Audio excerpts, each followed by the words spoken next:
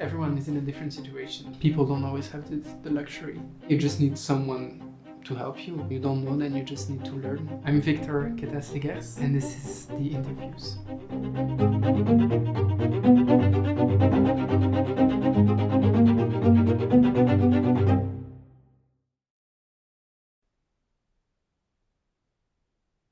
So my name is Victor. I'm from Belgium. I'm 20 years old. I come from Brussels. I've been dancing since I was 9, basically. I think I was always kind of dancing at home, with like my mom. And then I went to this open door of this little dance studio next to my home, and they were doing like a jazz class, and I saw it and I was like, oh, I want to do that. And then I started and I did jazz when I was 9, and then actually from there I just did more and more, till now. So I was going to this tiny school next to my house. After that I moved to another school in Brussels, which was like the Royal Ballet School of Brussels, I guess the name. When I was there, my mom was taking some dance classes with a friend. Also some like jazz class with like women that were just like older, and they were just dancing together to have fun. And so one of the friends started to talk with my mom, and she was like, yeah, my kid is in that school in Antwerp, which is like a dance school, like a professional one, and it's open and it's free. So yeah, I don't know, if your kid wants to go for it, he can maybe audition for that school. So that's how I learned about school in Antwerp, because otherwise I think I would have had no clue that it even like existed. When I auditioned for the school in Antwerp, first of all, I had no clue what was gonna happen. Yeah, like I didn't know anything. So I just went there with my mom, and we had to warm up in a studio. But I mean, back then I was still so clueless about everything. I was just warming up in a studio, and then you had all these other kids that were also in there, and then some knew each other, and then they were talking and laughing and just like also getting their stress down. But it was feeling like in a movie, like warming up in my own corner, not being able to do a split, like being that high from the floor. Also not really knowing how to warm up. And then after they called us in, they first checked our physicality, let's say, to see if we were able to become ballet dancers. We had to do some exercises, which I failed at big time. At first we had to do like the normal touch your toes, or like sit like this, and then you go down, but you cannot put the heels from the floor, and you have to go down. It was really stressful, but in a way it's a complete different stress than the stress I have now when I would do auditions. Because also of the fact that you're clueless. You had other kids around you, and then you had this table of people just watching at you and having a form in front of them. But also, I didn't really know what they were looking for. I didn't really know what was even gonna happen in the auditions. After we just did exercises, and then I think we did like a tiny bar, from what I remember, and then we had to do a classical improvisation. So I just did one tendu exercise that I knew from my other school, because I had like, how do you want me to improvise in classical dance? So I think they were just looking at like, does that person have the capabilities of becoming a dancer? It was stressful, I think, from what I remember, in a way, but like being clueless stress. Just feeling the stress because of the other kids around you, and because of the teachers watching, and also the way they watched. I remember there was one that was really friendly, and she was smiling all the time, and it was really nice. And it was my teacher after in the first year. I think for an audition like that, because I was 11, so like I sucked. I was really bad, like most of the people in the room, but they were just looking at potential, I guess, that might become a dancer. The thing is, once you enter the school where I was in Belgium, which is like a conservatory, let's say, of dance, where you get dance in the morning and then normal school in the afternoon, or the opposite. The goal after, if you want to keep on going, is to enter a dance company. My program was 6 years, and then in your last year you basically go around and do auditions in companies.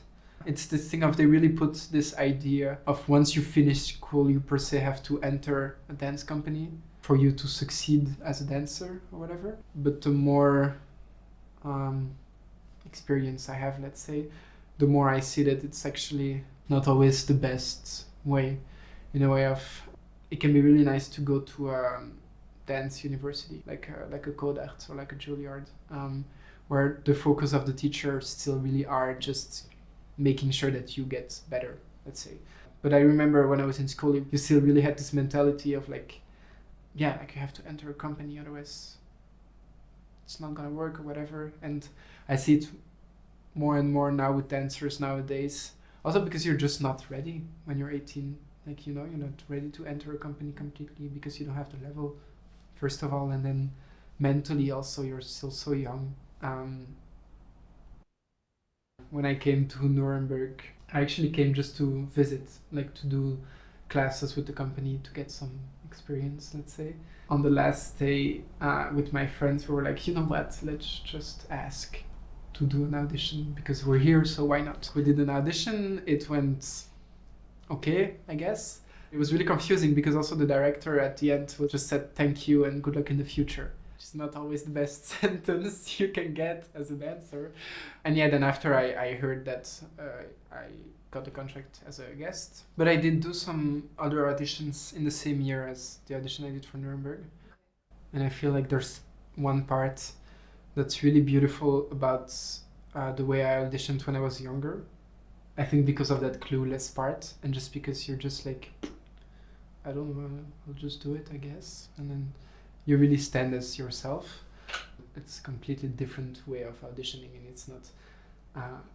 Also, I think it's the fact of when I was that young, I was like, of course I was stressed, but it's like, okay, if it doesn't happen, then it doesn't happen. I'll just go back to school on Monday. Sometimes when I was in my last year of school, I was like, this audition has to go well because I need a job, you know, like I need to survive.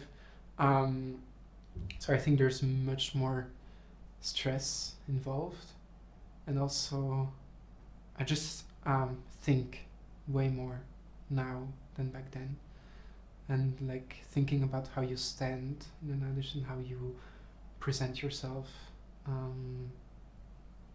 Something that's always coming back is like how fast can you get the right intention when you learn, for example, repertoire, because it's not per se about your level, but it's like the intention you give can just change so much in the movement.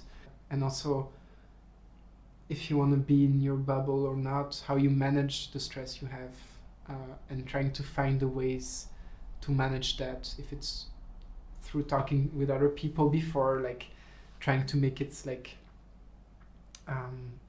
softer, let's say, as a process. Also, I have to say it really depends of how the audition is being made by the company.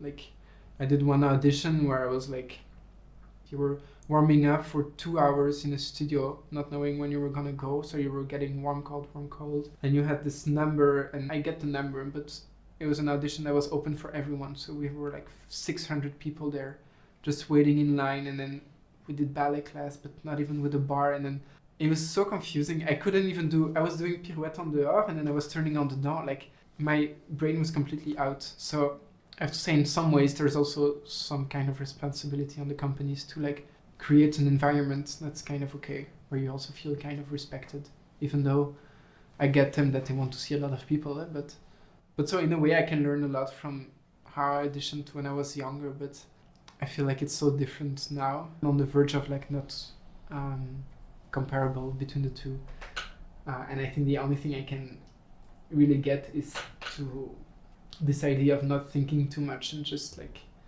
present yourself how you are, without overthinking, which is not easily done, but easily said, I think.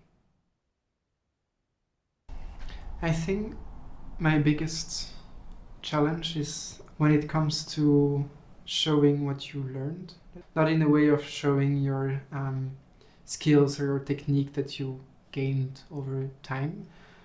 I always have a struggle to, once I learn something like a piece of repertoire, or when I have to create something and then I have to show it, sometimes it's like my brain goes completely off, and like I'm not able to think anymore about the steps or yeah, like what I was saying before of like the right intentions of the movement, to find a way to not be to not become like an automatic zombie once I have to show something, and to still find a way to be calm enough and present enough in the room, with the people in front of me, but also just with myself, to move like I actually want to move, let's say.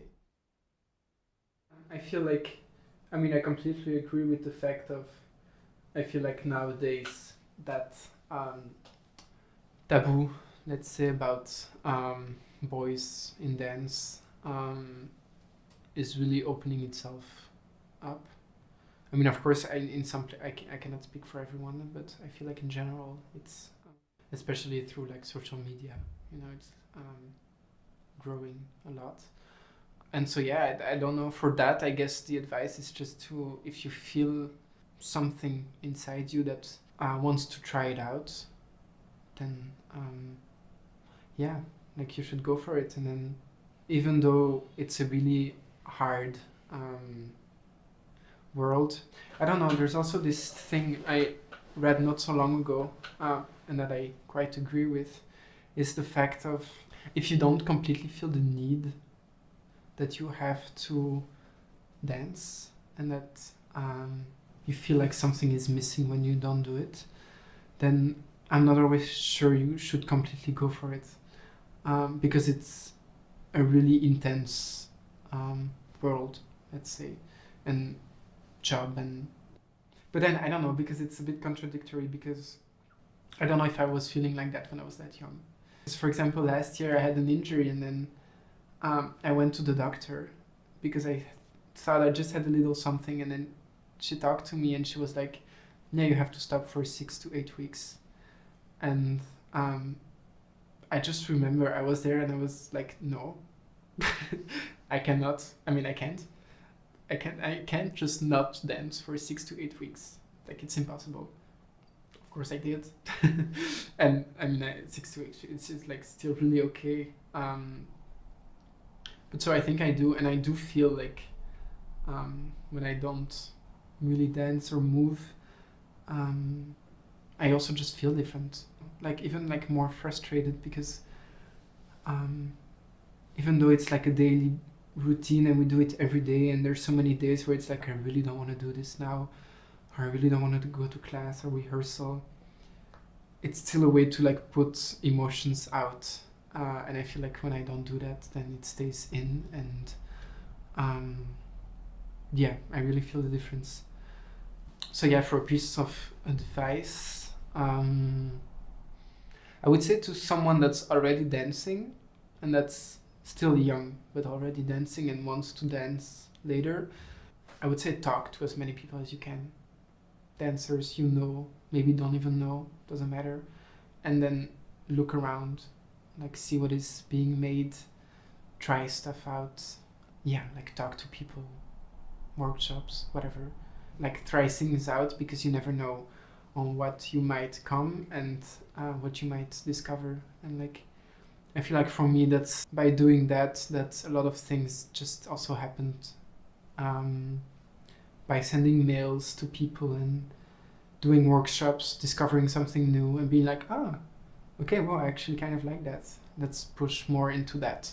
And then for someone that's thinking about it, I feel like if it brings you joy, then you should just try it and then see how it goes, I guess.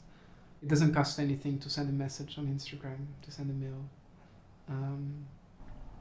Actually, most of the things that happened for me were coming from that, like exchanges with people, putting little seeds and seeing if they grow or not. I'm really lucky with the family I have. Yeah, I really have amazing people. Yeah, I feel like it's almost, or at least for me, it was almost, I don't know how I could have done it without them, let's say, because like you can say whatever you want, but it's still very hard step, I'd say, to make as a young person. Not per se the fact to enter the school, but to stay there and work there, and your social life is really different because you don't go to like normal high school and you give a lot of things up, and just to have someone that's there to try and remind you of why you do it or why you really want to do it, if you really want to do it or not. It's just amazing. And even now, like even now, I do think the audition guide would be really helpful because like people are clueless, and they're still like, and I'm talking for myself also, like when I was still in school, I had no clue how to send an email of like my motivation letter was like every 5 words there was like an I. And because you don't know how to build a CV, and build a CV for dance is not like building a CV for a normal job also. So it's something that's not being taught in school. It might be taught in some dance universities, but you just need someone to help you, because it's normal. When you don't know, then you just need to learn from somewhere. So no, I think it's amazing that there's a place for people to get information and ask questions, and from people that actually know what they're talking about,